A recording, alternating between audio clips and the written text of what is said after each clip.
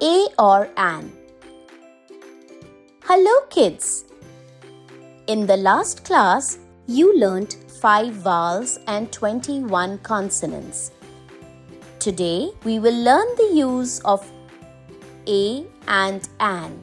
A and an are always used with singular nouns, whether they are objects or living things.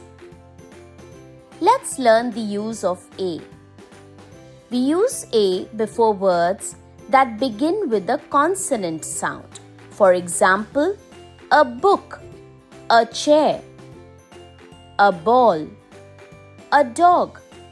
Now, let's learn the use of an.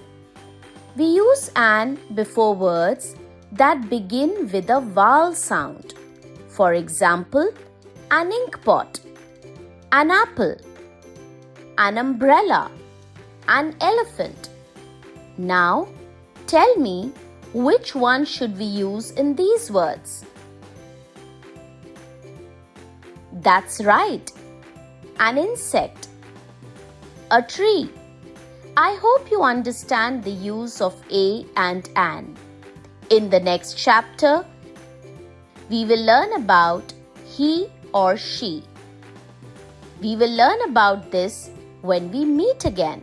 Nice learning, kids. Good day.